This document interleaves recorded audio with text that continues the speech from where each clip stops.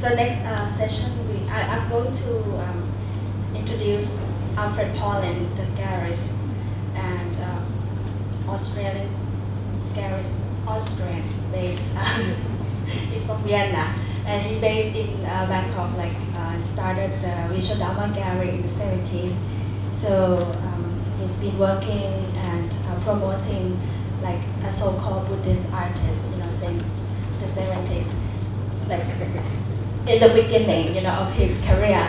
And I interviewed Alfred, in this catalog for the exhibition, and I'm going to repeat some questions that I found interesting, so we can kind of catch up, and speak about that, sharing with the audience. So I feel,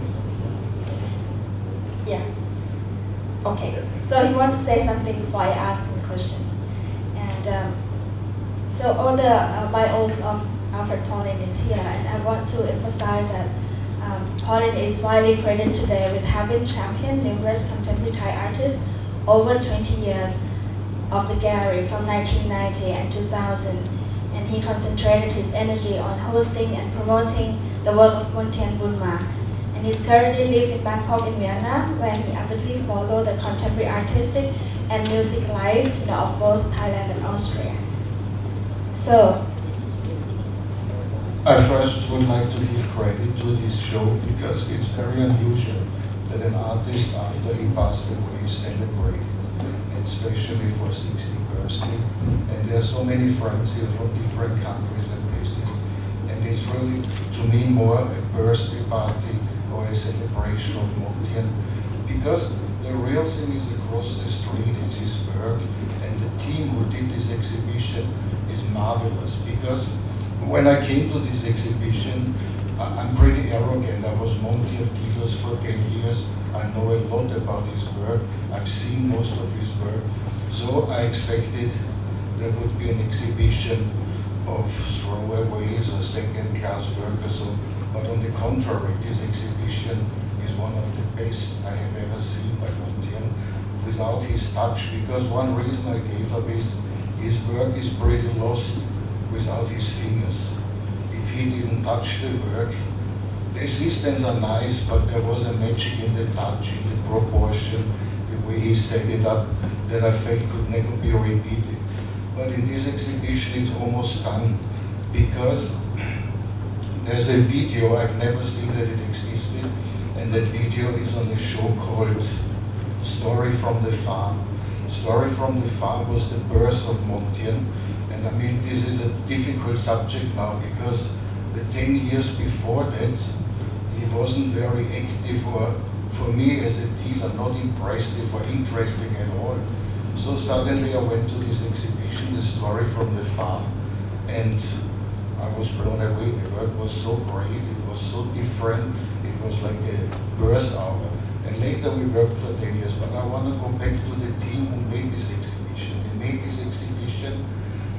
They found this video, 20 meters or 10 meters from that video is a last work of Montien, the Star House. So you have his whole career in a few meters, the birth with the story of the farm, the end with the Star House, and I mean, what a great opportunity. Now, I expected some second-class work, but every piece I've seen in this work is kind of marvelous or almost close to a masterpiece.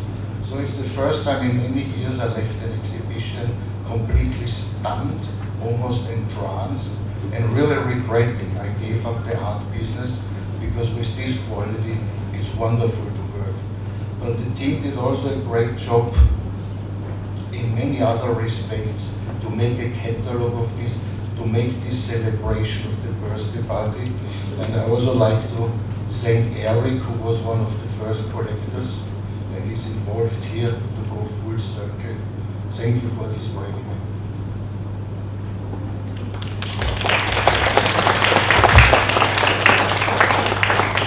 I think you already answered my first question without asking him, but I just want to repeat it again, because we were speaking about when he started his career in Thailand, and you said that there were two styles of the art in this country.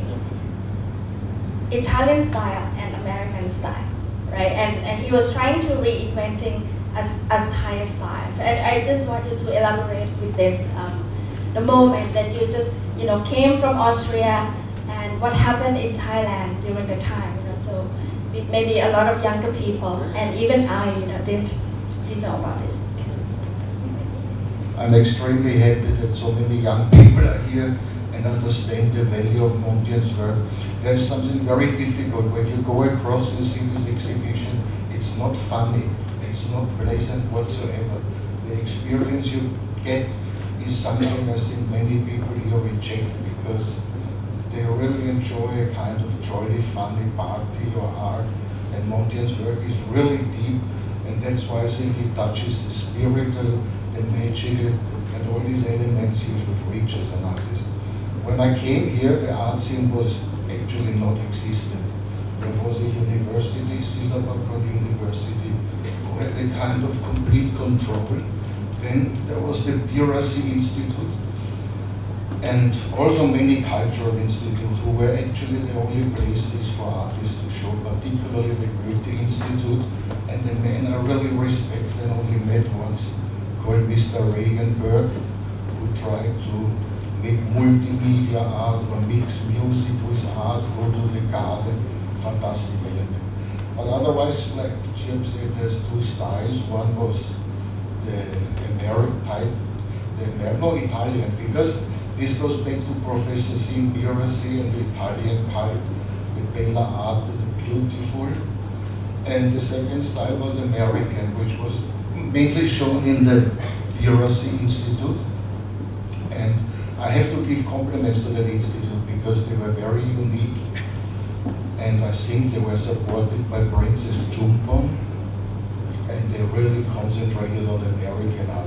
The problem for me as a dealer was that I was really concentrating more and more outside of Thailand, and I think very few people had an interest in the American style from Thailand or kind of Italian Impressionism.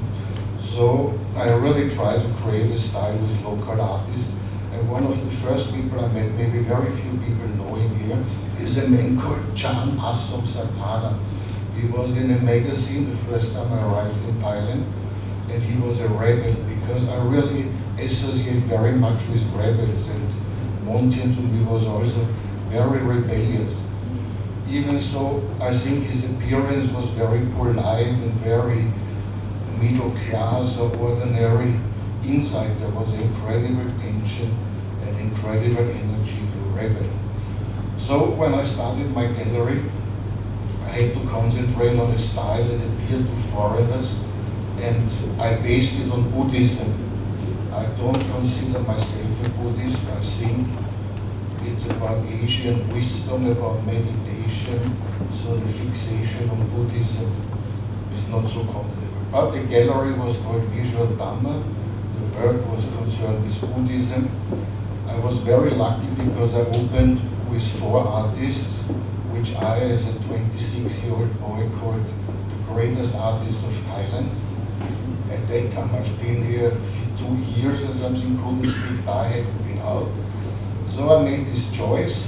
This man, Chan Asom Santana, introduced me to his teacher, Picha Mira. Later I met Part4 and Emcheron. Next was Tavan Tachani. And Tavan Tachani insisted that I invite the great poet and Khan. So my first exhibition was already a high point. I'm quite proud about this. Then this group started to work. We followed up with younger artists. Unfortunately, this turned into something called neo-traditionalism, which I didn't intend or wanted. And Montien actually was my kind of savior, because after working 10 years with painting, when I met him, I really felt a new energy. And I also felt I had to make a twist and do something else. So, but as a commercial gallery, and you know that we were talking about Montien aesthetic, and he said that his aesthetic, did not really fit Thai aesthetics, So why do you still choose to work with him? Because, like John Clark said, this style Montien was inspiring art and Boonma is not very popular here. And I think even today, there's nobody who works in that style or compares to Montien or uses this kind of aesthetics seriously. One thing that Montien had was an extreme heavy tension in him, which you couldn't see from the outside. But I don't think you can create a work of this quality without this inner tension. You could even say it was a lot of suffering, not only, I don't think it's only because of the tragedy in the family and his own early death.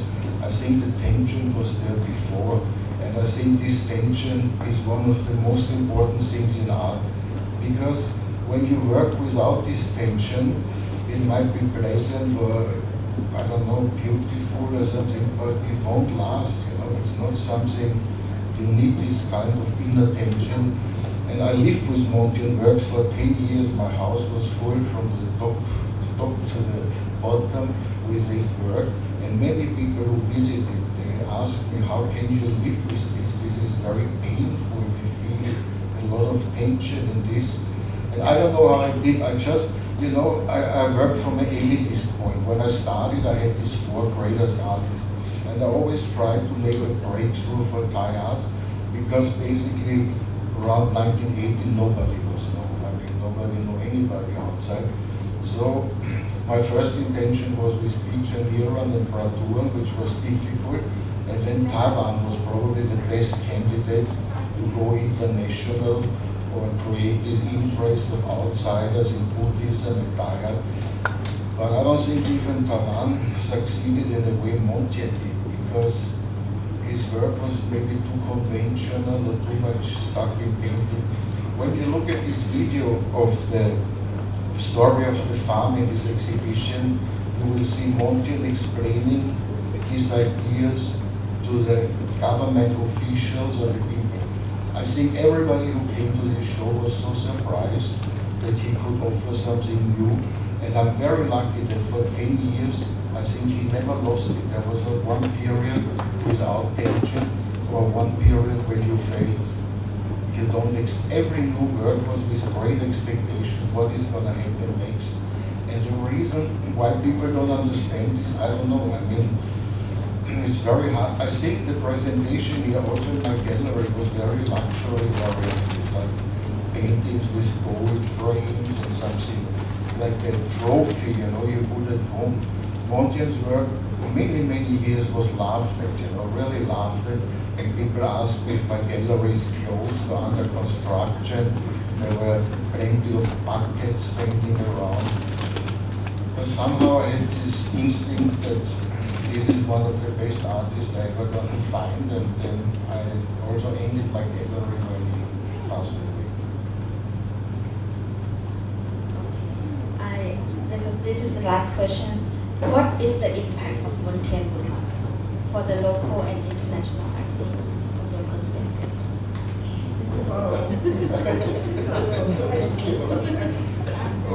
Quite difficult. I mean, locally, I don't think he's very well known. Only this morning I met 2 people, a very successful architect and my landlady who studied art in Chicago 30 years and seen his work hundreds of times.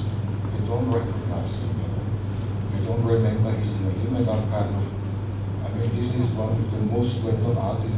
So I think locally he doesn't have, but then there's an elite group, you know, there's the people who make art and galleries, and I think they know about it. Internationally, I think he has the greatest respect of any artist in this country, but there's also a great lack of books, you know, that whenever I go abroad, you don't find a book on Montien, you know, or kind of representation. So there's definitely more to be done. And I mean, you are the dream. The people who make this are the people who are really the future. Because I told you when an artist passed away, it is very difficult. Annabelle, you have experience with the foundations here, what happens when an artist, it's very, very difficult, you know. So you made this exhibition, and I wish this could be permanent. I wish this show could be exhibited, because it's not really the masterwork of Montien, which is a question to me. The that still has to be solved, because in all this presentation, I'm not sure people really comprehend which are the most important pieces in really this career. But it's something we could do in the future. Thank you very much. I think he opened a very good, you want to say something as well? Okay. The future, we're gonna speaking about the future at the end of this today, but I think it's good. No, I like to say something about Montien's role models, or the people he admired most, because we've been very close friends, and I really know which artists he admired. And one of his great favorites was the artist Chan Se-tang, a poet and painter. And there are many reasons he admired him. One was that the man never saw the painting in his life, or very little. One also was the poetry, or the whole presentation of his art. For me, this artist was too advanced. When I met him, it was difficult with Taban or Panya or impress people here. Even that work looked too serious. So Chan's work was kind of too much. Now, 6 weeks ago, he had an exhibition, Chan Center, very unrecognized. I live very nearby, so I went 2 times to this exhibition. He's one of the greatest poets in this country. At the same time, Angkhan Kalayanapong passed away.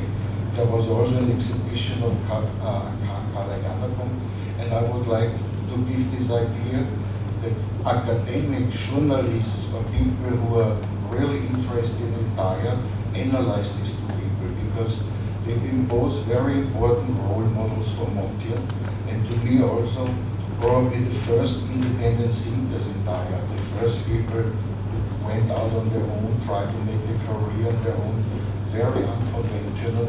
And I just want to say it because I know Montien respected them both very much. Thank you very much.